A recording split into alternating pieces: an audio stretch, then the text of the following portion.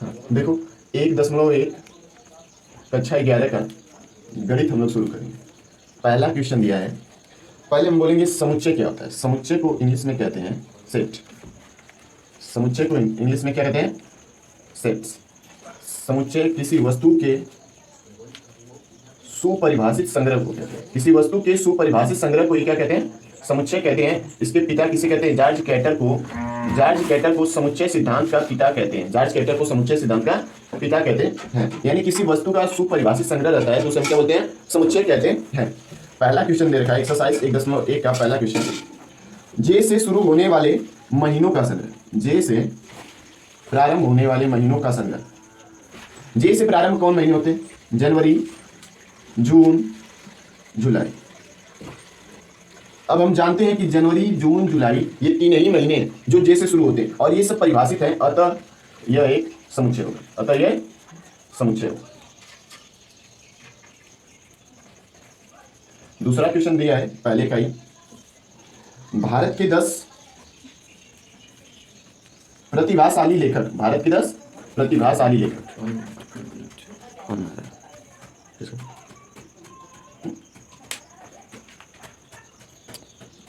रुके नहीं चल रहा। भारत के 10 प्रतिभाशाली लेखक। भारत के 10 प्रतिभाशाली लेखक, अगर 10 प्रतिभाशाली लेखकों की बात करें तो इनका जो संग्रह होता है यह क्या होता है? समुच्चय नहीं हो सकता है। समुच्चय नहीं हो सकता है क्योंकि जो लेखक होते हैं ये किसी के अनुसार प्रतिभाशाली, जैसे हमने पूछा तो कोई कहेगा कि मुंशी प्रेमचंद सबसे प्रतिभाशाली हैं।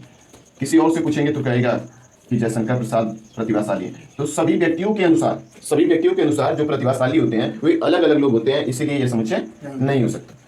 तीसरा दिया है विश्व के सर्वश्रेष्ठ 11 बल्लेबाज। विश्व के सर्वश्रेष्ठ 11 बल्लेबाज। अब इसमें भी यही बात है कि सर्वश्रेष्ठ की बात करेंगे तो किसी के अनुसार दूसरा कोई महान होगा, किसी के अनुसार दूसरा सर्वश्रेष्ठ होगा। कोई कहेगा कि विराट कोहली सबसे अच्छा क्रिकेटर है, कोई कहेगा कि नहीं सबसे अच्छा कौन है? महेंद्र सिंह धोनी है। महेंद्र सिंह धोनी है। कोई कहेगा सबसे अच्छा कौन है? रविंद्र जडेजा है। तो कोई कहेगा नहीं रोहित शर्मा सबसे अच्छा क्रिकेटर है। ठीक, यानी कि सभी के अनुसार जो 11 बल्लेबाज की बात करेंगे तो सब अलग अलग बल्लेबाजों को कहेंगे, इसलिए यह क्या है? हमारा समुच्चय नहीं है। यह भी समुच्चय नहीं होगा। ठीक, आपकी कक्षा के सभी बालकों का संग्रह। कक्षा में अगर मान लो 100 बच्चे हैं तो निश्चित है, अनिश्चित होगा तो उसे क्या कहते हैं? समुच्चय कहते हैं। हमने कहा कि अगर किसी वस्तु के परिभाषित संग्रह को समुच्चय कहते हैं यानी कक्षा के सभी बालक निश्चित होते हैं, यानी यह क्या होगा? समुच्चय होगा। दूसरा करें 100 से कम सभी प्राकृतिक संख्या। 100 से कम प्राकृतिक संख्या हम जानते हैं 1 से लेकर 99 तक क्या होती है? प्राकृतिक संख्या होती है, यानी कि ये निश्चित है। अनिश्चित होगा तो उसे हमने क्या कहा? समुच्चय होता है। तो ये क्या हो जाए? समुच्चय हो जाए। कह लेखक प्रेमचंद द्वारा लिखित उपन्यासों का संग्रह। अब लेखक जैसे प्रेमचंद जी ने क्या लिखा? गोदान, गबन, करबला, निर्बला, रंगभूमि, कर्मभूमि।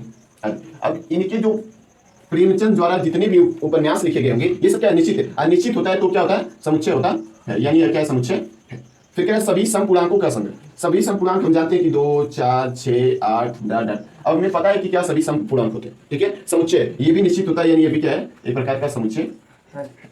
अगला करें इस अध्याय में आने वाले प्रश्न। इस अध्याय में मान लीजिए 6 प्रश्न आते हैं तो 6 निश्चित है। निश्चित है मतलब समुच्चय है। कह रहा विश्व के सबसे अधिक खतरनाक जानवर। खतरनाक जानवर किसी के अनुसार शेर होगा।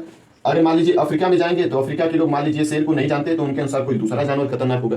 किसी तीसरे आदमी से पूछेंगे तो उसके अनुसार कोई तीसरा जानवर खतरनाक होगा। इसलिए सबके अनुसार अलग अलग जानवर खतरनाक होते हैं, इसलिए समुच्चय नहीं। देखो कह रहा है मान लीजिए समुच्चय ए का मान दिया है 1, 2, 3, 4, 5, 6। अब कह रहा है अधिकतर स्थानों में हमें क्या है? इसे कहते हैं बिलोंग टू। क्या कहते हैं? Belong to. इसे कहते हैं नॉट बिलोंग टू, मतलब इसमें संबंध रखता है कि नहीं। जैसे मैंने कहा 5 इसमें है, 5 है तो यहाँ पर लग जाएगा बिलोंग टू। क्या हो जाएगा? Belong to. 8 इसमें दिया गया, नहीं दिया गया तो यहाँ पर क्या लगेगा? Not belong to. 0 है, नहीं है तो इसमें क्या लगेगा? Not belong to. 4 है, 4 दिया है तो इसे हम कहेंगे बिलोंग टू। 2 दिया है, जी हाँ दिया है तो बिलोंग टू। 10 दिया है, नहीं दिया है तो क्या लगेगा? Not belong to. देखिए कह रहा है कि निम्न को रोस्टर रूप में लिखें। निम्नलिखित को हमें रोस्टर रूप में लिखना है तो ए बराबर कह रहा है यक्स इस प्रकार है। यक्स सच दैट यक्स की एक पूर्णांक है और इसका जो यक्स का मान होना चाहिए -3 से बड़ा 7 से छोटा। -3 से बड़ा क्या होगा? -2, -1, 0, 1, 2, 3 4 5 6, क्योंकि 7 से छोटा चीज, 7 से छोटा कहां तक जाएगा, 6 तक जाएगा। दूसरा कह रहा है यस सच दैट यस 6 से कम प्राकृतिक संख्या, प्राकृतिक संख्या 1 से शुरू होती है, 6 से कम मतलब हम कहां तक चले जाएंगे, 5 तक चले जाएंगे, प्राकृतिक संख्या आ जाएगी। तीसरा कह रहा है यस सच दैट यस 2 अंकों की संख्या है जिनका योग 8 है। पहली बात हमें बनाना पड़ेगा 2 अंक होगा और जिनका योग 8 होगा। जैसे हमने देखा 17, देखिए 7 1 8 2 अंक की संख्या है। दूसरी संख्या होगी 26 6 2 8, इनका योग 8 आना चाहिए। 35 5 3 8 4 4 8 यानी 44। इसके बाद 53 5 3 8, फिर 62 71 और 80। बस यही संख्याएं हैं जिनको जोड़ने पर 8 आएगा और 2 अंक होंगे, 2 अंक होंगे। तीसरी कह रहा है यस सच दैट यस एक अभाज्य संख्या है। अभाज्य संख्या और 60 की बात है, 60 किससे किससे कटेगा, 2 से कटेगा, 3 से कटेगा, 5 से कटेगा, और कोई ऐसी संख्या नहीं आएगी जो अभाज्य भी हो और 60 को काट सके, ये अभाज्य संख्या होंगी। अब फिर ई का जो मान है इसका अक्षर है। अब देखेंगे ई का मान क्या है, हमने लिया T R I G O N, 2 बार कभी समुच्चय में एक अंक 2 बार है, जैसे वो यहां पर वापस ओ आए तो वापस नहीं लिखते, यम ई, टी पहले था टी फिर आ गया तो टी नहीं लिखा जाएगा, आर था आर आ गया नहीं लिखा जाएगा, वाई। ये हो जाएगा हमारा सभी अक्षरों का समुच्चय। अगला कह रहा है बेटर, बेटर में हमें दिख रहा है कि बी ई और टी 2 बार आया तो सिर्फ एक बार लिखा जाएगा, ई दोबारा आ रहा है उसे नहीं लिखा जाएगा आर, यानी कि बेटर का अक्षर हो जाएगा बी ई टी आर। बस।